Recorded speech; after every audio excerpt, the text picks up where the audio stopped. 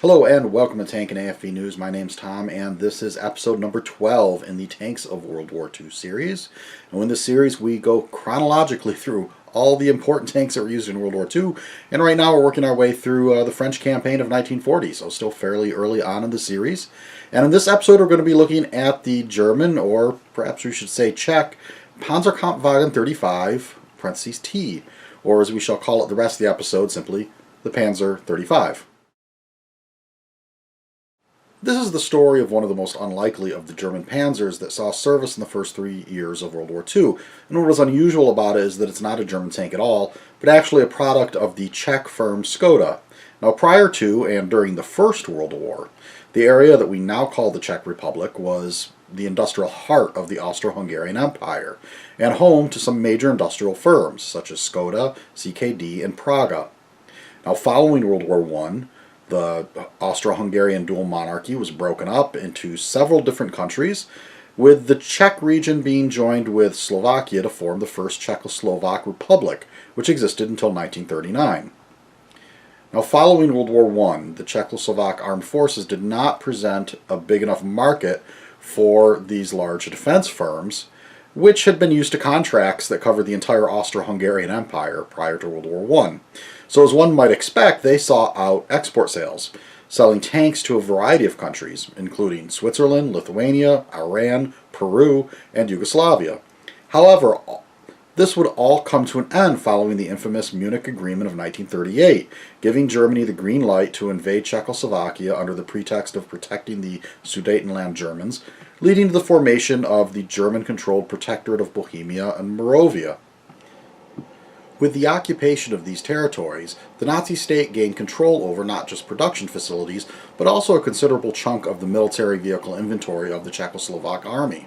This included 244 LT-VZ-35 tanks, or I'll put the full spelling of the name up here rather than try to pronounce it, but this was a light tank produced for the Czechoslovak army starting in 1936. Now, the German army examined this vehicle as well as its replacement, the LT-VZ-38, which was at that point being prepared for production by CKD at the time. And both vehicles were judged to be comparable to, and in some regards superior to, German light tank designs of the period, and were taken into frontline service with the German panzer forces. In particular, the fact that they were armed with 37mm guns meant they were equal in gun power to the German medium Panzer III, a vehicle that was in short supply in the German army in 1939 and 1940. In this episode, we'll be looking at the LT-VZ-35, known in German service as the Panzerkampfwagen 35T, while leaving the Panzer 38, its successor, for the next episode. Now, for the sake of convenience, we'll be using the name Panzer 35 for the rest of the episode to talk about this vehicle, just so I don't have to say Panzerkampfwagen 35 or LKVZ 35. The Panzer 35 is pretty typical of mid-1930s tank design, being a light tank of roughly 10 tons with a 37mm gun, 2 machine guns, riveted armor of 1 inch or 25mm thickness maximum, a leaf spring suspension of the Vickers 6-ton tank style, and a 120 horsepower engine. And while this does not sound very impressive, it's actually a pretty decent offering by the standards of the mid-1930s, and many countries expressed interest in this design. The fact that the vehicle was slated to be replaced by a new design only 3 years after it entered service is perhaps an indication that all was not well with the design, but still, it certainly had its merits. In its original configuration, this tank had a crew of 3, a driver and radio operator in the hull, and a single crewman in the turret, meaning the commander had to also load and aim the turret weapons. Now, the German army realized that another crew member in the turret was preferable, and so they reduced the ammo capacity of the original Czech configuration in order to make room for a loader. Now, this was still one crew member short of the German preference, which was for a 3-man turret, as in the Panzers 3 and 4. Now, it's interesting to note that the British preference at the time was also for 3-man turrets on tanks equipped with cannons, which was one of the reasons they rejected the later LT-VZ-38 when one prototype was sent to them for evaluation in 1939. But we'll learn more about that more in the next episode. The addition of the 4th crew member was the most substantial change made to these vehicles when put into German service. Armament consisted of 2 MG-37T machine guns, one in the hull and one in the turret. Now, this was the German designation for the Czech ZB-53, the gun that the tank was originally equipped with, and this gun was conveniently, for the Germans at least, already issued in standard 8mm Mauser. Both machine guns were placed in a ball-style mount, meaning the turret machine gun could be aimed independently of the main gun, although there was an option to link the two together to operate in a more traditional coaxial manner. The main gun was a 3.7mm KWK-34T gun. Of course, that's, again, the German designation. In Czech service, this was known as the UZ-VZ-34. Now, this gun is quite recognizable on the Panzer 35 due to the large recoil cylinder above the barrel and the pepper pot style muzzle brake. This gun could penetrate 31mm of armor angled at 30 degrees at 500 yards. Performance similar, if not actually slightly better than the German designed 37mm KWK-36 on the Panzer III tank. This level of firepower meant the Panzer 35 could destroy most enemy vehicles during the Polish campaign, but would have some issues with some of the French designs in 1940, which had an armor basis of 40mm, and of course the British infantry tanks, the few that there were in that campaign. In 1941, the Panzer 35 would have had the firepower to destroy the older Soviet T-26 and BP fast tanks, but little effectiveness against the newer KVs and T-34s. Armor protection was relatively limited, being a maximum 25mm at the front of the vehicle and 15 to 16mm at the sides and rear. This meant the vehicle was vulnerable to most of the standard anti-tank and tank guns of the early war period. It should also be noted that the armor was riveted, a system of construction considered inferior to welding or casting, as it generally adds extra weight to the vehicle, and the rivets are a source of weakness and potential danger if they break and fly around the interior of the vehicle when the armor is struck by a projectile. Mobility was provided by a Skoda Type 11/0 four-cylinder gasoline engine developing 120 horsepower, and while not particularly powerful by later war standards, remember this is only a 10-ton tank, and the engine moved it along at a reasonable 21 mile per hour on road. Most importantly, the engine was considered a good and reliable engine for its time, a factor that is sometimes underrated when people start evaluating these early war designs. Unusually for a design in German service, the transmission and drive sprockets were mounted in the rear of the tank, and the steering and transmission controls had a pneumatic assist system that made operating these controls easier for the driver. Now, unfortunately, though, this pneumatic system would prove to be one of the most problematic systems on the tank, being prone to failure, particularly in cold conditions. Not exactly something you want when you plan to invade Russia. The suspension was fairly typical of the era, being of the Vickers 6-ton style, with 4 bogies on each side sprung with leaf springs. However, an extra single wheel, which was unsprung, was put between the front bogie and the idler. Now, this extra wheel helped to maintain track tension as the vehicle was going over obstacles. This would help it surmount obstacles without losing or shedding a track.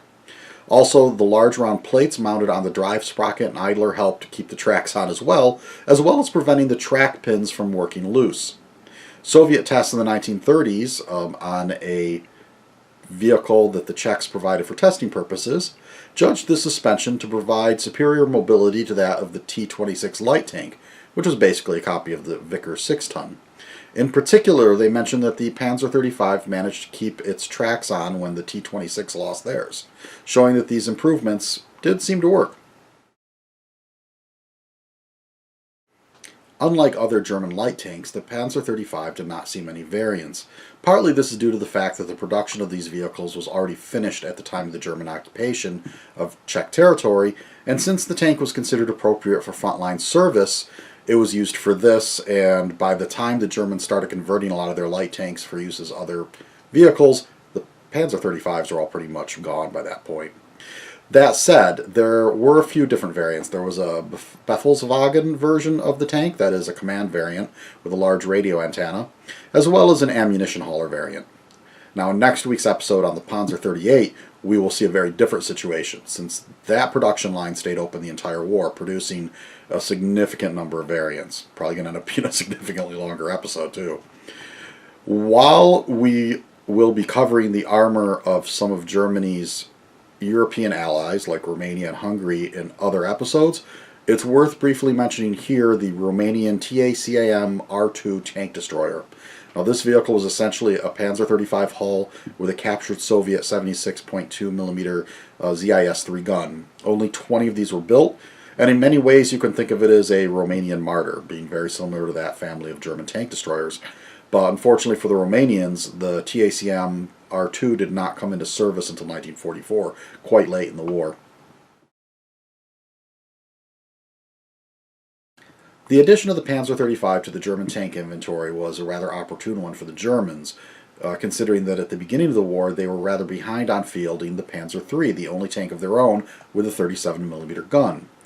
Now, due to the shortcomings in equipment, early war German panzer formations were not all uniform in their allotment of armored vehicles, either in number or in type. That said, Panzer 35 tanks were only allocated to one German division, which was initially known as the 1st Light Division. Now, the German army had several light divisions at the beginning of the war, and these were created by enlarging their light brigades. The Light Brigade was a short-lived type of German unit created before the war to satisfy the calls of some of the cavalry traditionalists who insisted on the creation of a mechanized brigade to perform army-level cavalry missions. Now, these brigades consisted of a mechanized recon element, motorized infantry, and a single panzer battalion. Now, prior to the invasion of Poland, the 1st Light Brigade was reinforced, being assigned to the 11th Panzer Regiment, giving it a total of about 120 Panzer 35 tanks, and also a promotion to Light Division. Following the Polish campaign, the light divisions were deemed to be a flawed concept, and they were converted to full Panzer divisions, with the 1st Light Division becoming the 6th Panzer Division, although its tank strength stayed at 3 battalions. It would retain this title through the rest of the war, although by the spring of 1942, its inventory of Panzer 35 tanks were exhausted and the survivors were retired from service. As noted in the unit history section, the Panzer 35 was only issued in one German division, making it easy to follow in terms of its combat record. In the Polish campaign, the 1st Light Division suffered 77 Panzer 35 tanks lost, but only 7 of these were deemed irreparable, meaning that many of these losses were due to mechanical breakdowns. Losses in the French campaign the following year were much higher, with 62 Panzer 35s being damaged beyond repair, as the 6th Panzer Division took part in the decisive thrust through the Ardennes Forest as part of Panzer Group von Kleist. Now, the following year, 1941, 6th Panzer Division was assigned as part of the northern thrust to take Leningrad, equipped with 160 Panzer 35 tanks at that point. Now, by the beginning of December 1941, all of the unit's Panzer 35 tanks were reported to be, at that point, non-operational. Due to the fact that the tank was no longer in production and that spare parts were becoming increasingly rare, the 1941 campaign would be the last for the Panzer 35. By 1942, the remaining 26 Panzer 35 tanks that had been restored to operating condition were all sold to Romania. So first I want to look at this tank as the LT VZ35 of 1936, which is when it went into production. And this vehicle doesn't get a lot of attention as much as the similar but more numerous LT VZ38, which would come a couple years later. And in a way that's fair, because the LT VZ38, which would later become the Panzer 38, is a better vehicle. I mean, it was adopted by Czechoslovakia to replace the 35. Now, that said, it's still hard to name a better tank that was in actual production and available for export in 1936 than the LT VZ35. Sure, a lot of people had better vehicles in development in that period, and in a couple of years there would be some interesting vehicles coming out, but for anyone looking for something off the shelf in 1936 that had a decent engine, reasonably good mobility, a 37mm gun, and enough armor to resist small arm fragments, light cannons, and other things, this is pretty much one of your best options. As for the Panzer 35, that is in German service, this proved to be a useful and successful vehicle for the German army in the first couple years of the war. Now, the fact that it had a 37mm gun made it better armed than either of the German. Now, as to the Panzer 35, that is the LTVZ 35 in German service, This vehicle proved to be pretty useful and successful for the German Army overall in that early part of the war, what's sort of sometimes mislabeled the Blitzkrieg era. Now, the fact that it had a 37mm gun made it better armed than either of the German light tanks, the Panzer I or II, and while its armor protection was far from impressive, it was comparable to most of the other light tanks of the period. And, you know, in those first couple campaigns of the war, Poland and France, no German tank had more than 30mm of armor. So most importantly, though, at least to the Germans, is that it was a good enough vehicle that was available at just the right time for a German panzer force that was desperately short of gun-armed tanks in 1939 due to slow production on the Panzer III. If you would like to see an LT VZ35, you will have to go to Europe, because that's where the remaining ones are, and there aren't that many left. By far the best one, and the only one in running condition, at least basically from what I can tell looking at the pictures, is the one at the Army Technical Museum in Lausanne in the Czech Republic. This is an interesting one because it used to be at the U.S. Aberdeen Proving Grounds for many years, where it was sitting outside exposed to the elements, and then at some point it was restored and sent back to the Czech Republic, and that's the only one that's running. Now, beyond that, there is one at the Kalemegdan Military Museum in Belgrade, Serbia. There's one at the National Museum of Military History in Sofia, Bulgaria. And then in the Museo Militar Național at Bucharest in Romania, they have both an R2, which was just the Romanian designation for the LTVZ-35, and also a TACM R2, which is that Marder-style tank destroyer that we mentioned earlier in the variants section. For those wanting to read more about the Panzer 35, we would recommend the following books. These are ones we used for this video.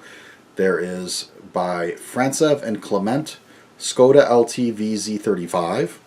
Also by Frantsev and Clement, there's Czechoslovak Armored Fighting Vehicles 1918 to 1945. There is Nuts and Bolts, Volume 11, Panzerkampfwagen 35T by John L. Rue. And Panzer Tracks 19-1 by Jensen Doyle. This one looks at Beutepanzers. Well, we hope you have enjoyed this look at the German Panzer 35, and we hope you liked it. If so, hit like and subscribe. Tell your friends about it if you really get excited about it. Support us on Patreon. It's just $1 a month. Helps us cover the cost of video production and buying books for research and all that good stuff. So this episode will be followed by one looking at the Panzer 38. Should be out in a week or so after this one posts. So we hope to catch you then. So stay safe, and we will see you later.